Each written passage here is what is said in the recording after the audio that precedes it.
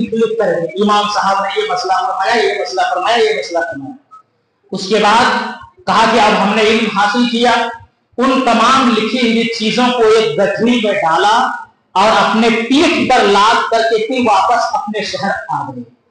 کچھ دنوں کے بعد پتا چلا کہ امام احمد بن حنبل رحمہ اللہ نے اپنے بہت سارے مسائل سے رجوع کر لیا، تو انہوں نے پھر وہ ساری چیزیں جو لکھی ہوئی تھیں اسے ایک گٹھری میں بند کیا، اور بند کرنے کے بعد اپنے پیٹھ پر لاد کر کے پھر بغداد آئے اور کہا استاد محترم پہلے آپ نے اس سلسلے میں یہ فتویٰ دیا تھا، اب آپ کا فتویٰ کیا ہے؟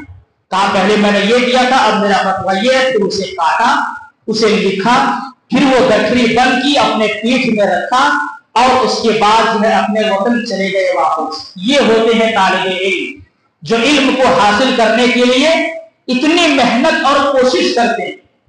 محمود بن عمر ایک بہت بڑے محدث گزرے ہیں، ایک بہت بڑے امام اور عالم گزرے ہیں۔ خوارزم کا جو علاقہ ہے وہاں برف بہت ہوتا ہے، تو باضابطہ آپ علم حاصل کرنے کے لیے گئے تو برف میں آپ کے پیر دھس گئے، تو لوگوں نے بتایا کہ آپ کی جان کیسے بچے، آپ کے پیر کاٹ دیے۔ تو کسی نے علم حاصل کرنے کے لیے اپنے پیر کو بھی کٹوایا، اس سے بڑی بات اور کیا ہو سکتی ہے؟ اسی لیے حافظ محمد بن طاہر کہتے ہیں کہ 2 مرتبہ میرے پیر سے خون نکلنا شروع ہو گئے۔ کیوں نکلنا شروع ہو گئے؟ ایک بار مکہ کا سفر کر رہے تھے، ایک بار علم حاصل کرنے کے لیے بغداد کا سفر کر رہے تھے، تو آپ کے پیر میں جو جوتے تھے پیدل چل رہے ہیں، بیچ میں جو جوتا ہے وہ جوتے ٹوٹ گئے، لیکن پھر بھی آپ نے علم حاصل کرنے کے لیے اپنے راستے کو نہیں چھوڑا، بلکہ آپ اسی طرح سے بدستور چلتے رہے یہاں تک کہ گرم علاقہ ہے، نوکیلے پتھر ہیں، آپ کے پیروں سے فوارے کی طرح خون بہنا شروع ہو گیا۔ تو کسی نے اپنے پیر بھی کٹوائے، کسی نے اپنے پیر سے خون بھی بہائے۔ یہ تھے ہمارے وہ اسلاف جنہوں نے اس دین کے علم کو حاصل کرنے کے لیے اتنی کوششیں کی۔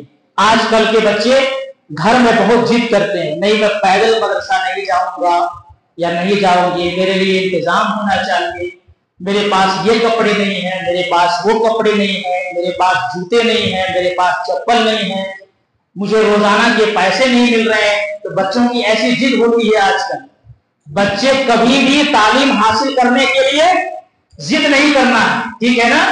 کبھی بھی بچوں کو چاہیے کہ وہ تعلیم حاصل کرنے کے لیے ضد نہ کریں۔ اب میں کچھ باتیں آپ کے تعلق سے بتاتا ہوں، اس کے بعد اپنی بات کو میں ختم کروں گا کہ آپ کو کرنا کیا ہے۔ یہ تو مختصراً چونکہ وقت بہت کم ہے اس لیے کچھ ہی مثالیں میں نے آپ کے سامنے پیش کی، ورنہ ایسے سینکڑوں مثالیں مجھے یاد ہیں ہمارے اسلاف سے کہ دین کی تعلیم کے لیے انہوں نے کتنی ساری قربانیاں دی۔ تو کچھ باتیں اب آپ کے سامنے ذکر